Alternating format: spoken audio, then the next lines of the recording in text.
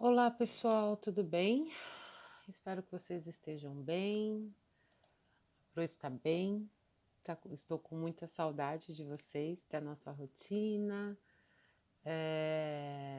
da nossa troca, mas precisamos desse momento, né? É um momento delicado, é um momento difícil, mas é um momento muito, de uma certa maneira, reflexivo, né? A gente está aí tendo que viver uma situação não muito confortante, né? Mas é necessário, requer muita paciência, determinação, foco, e eu tenho certeza que vocês têm tudo isso daí, né? E é um momento de descoberta também, né, gente? Porque todo mundo está se descobrindo, né? Eu tô aqui me descobrindo, olha eu aqui como uma youtuber, me sentindo a própria, e vocês aí se descobrindo também, né? Então isso é algo que nos faz refletir, né? Nos faz refletir e perceber o quanto somos capazes, né, de realizar atividades da quais a gente nunca imaginou. Nunca imaginei estar aqui de frente para uma telinha aí, para uma câmera gravando uma aula, mas aqui estou, né?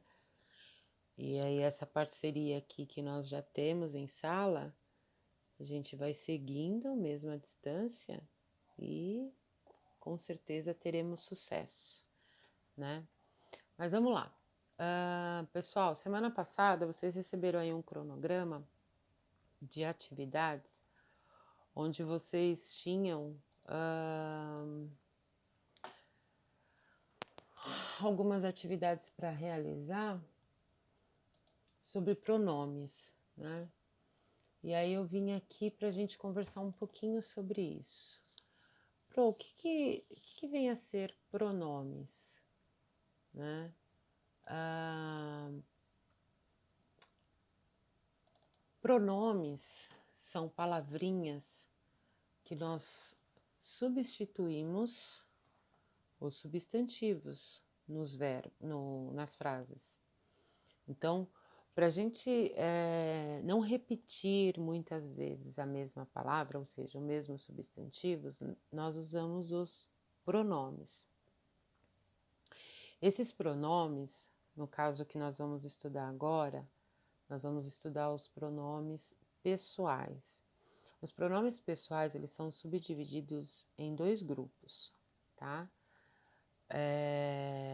Nós temos aí o pronome de caso reto e o pronome de caso oblíquo, tá? Então, por que eu não vou me aprofundar em todos? Eu montei um esqueminha, um conceito que vocês vão receber aí no documento com algumas informações, tá? Então, os pronomes, eles se classificam em pronome pessoal, possessivo, demonstrativo, relativo, indefinido, interrogativo, mas todas essas classificações a gente vai ver ainda mais a partir do sexto ano, tá? Então, agora aqui no quinto ano, nós vamos focar mais no pronome pessoal do caso reto e do caso oblíquo, tá bom? Vocês já devem ter escutado sobre no quarto ano também, no terceiro, né? Então a gente vai reforçar, porque lá no sexto ano vocês vão ter maiores informações, vão se aprofundar mais nesses tipos de pronome. Eu coloquei também os pronomes de tratamento, né? Que também vocês vão se aprofundar no sexto ano, mas eu acho interessante vocês já conhecerem, saber onde utilizar. Muitos nós já usamos, no caso do senhor, da senhora, senhorita, né?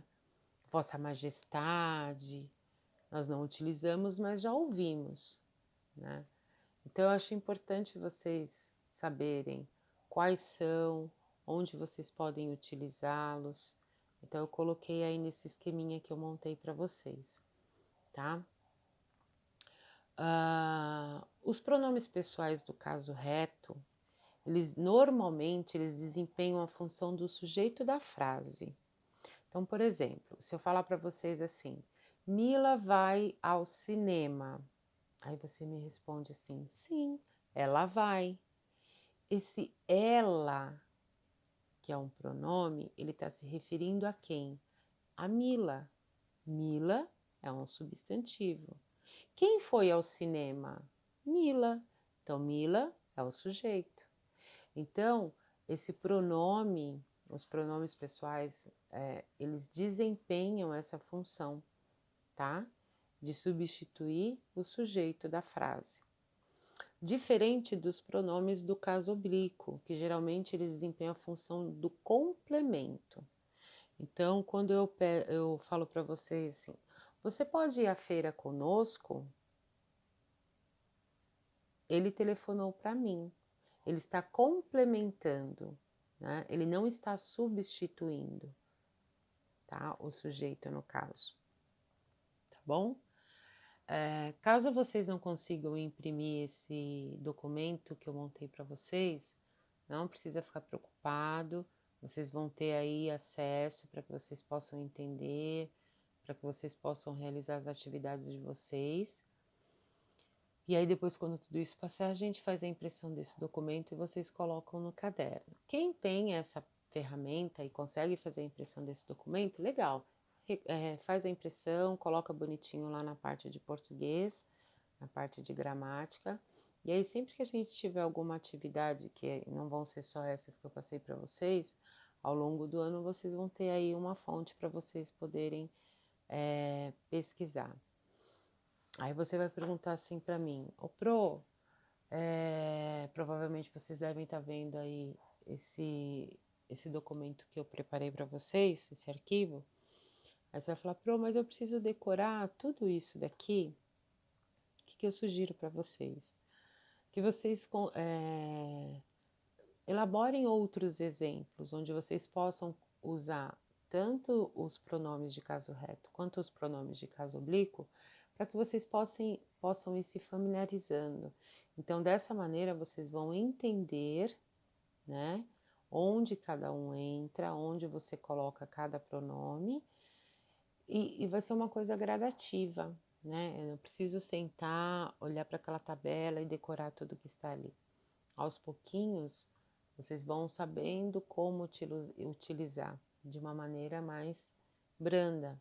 Então, quando vocês começam a exercitar dessa maneira como eu falei para vocês, fica bem mais fácil, tá bom? Lembrando também que o pronome, eles têm o singular, tem o plural, né? Como eu falei para vocês. Então, ele varia também, essa informação, tá bom? Aí, no final desse documento, eu deixei alguns exercícios de fixação, só para vocês colocarem em prática aí o que vocês viram e estudaram, tá bom? E também, depois, seguindo aí o cronograma, em sala nós já havíamos começado o conteúdo sobre poemas, né? Nós já havíamos dado início aí, já tínhamos visto o poema visual, né? Falado um pouquinho do eu lírico. Então, o que eu pedi para vocês para essa semana? Eu pedi para vocês elaborarem um poema, lá naquela parte de produção de texto do caderno de vocês, produzirem um poema contendo três estrofes com 4 versos cada uma, com o tema saudade, tá? Então, usem a criatividade de vocês, o momento, porque eu tenho certeza que hoje todo mundo ou tá com saudade de alguém ou tá com saudade de alguma coisa.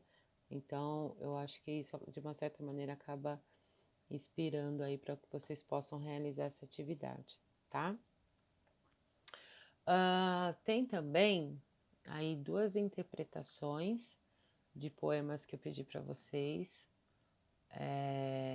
tanto no caderno de atividade na página 31 e 32, quanto no livro, que é da parte 56 até a 58, que também é um poema, tá? Então vocês vão ter bastante contato aí com o poema, para que vocês possam ver e responder essas atividades aí do material,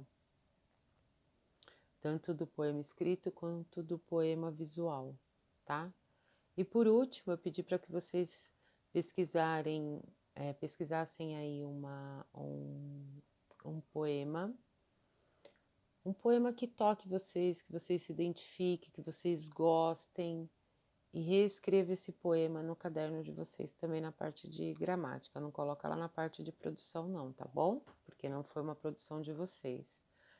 Então aí vocês vão reescrever esse poema.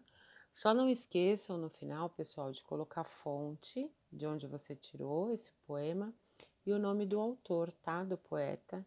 Para depois a gente, quando passar tudo isso, a gente estiver em sala, a gente poder trocar, né, essas experiências, trocar esses poemas. Vocês vão poder recitar esses poemas para os colegas, para mim. Então, se nós tivermos aí a fonte, fica mais fácil, né? E principalmente se tiver o nome do autor, tá? E é isso. Eu espero aí que vocês tenham uma semana bem produtiva. Eu tenho certeza que vão sair excelentes atividades, porque eu sei da capacidade de vocês, eu sei da habilidade que vocês têm, né? Eu já vinha percebendo aí que vocês estão tomando um gosto aí pela escrita, e isso é muito bom. Então aproveitem, né? Aproveitem aí todo ou qualquer tempo que vocês tiverem disponível para fazer uma leitura, para escrever sobre alguma coisa, né? A escrita, ela só melhora quando eu exercito, né? Então eu preciso escrever cada vez mais para que a minha escrita fique melhor.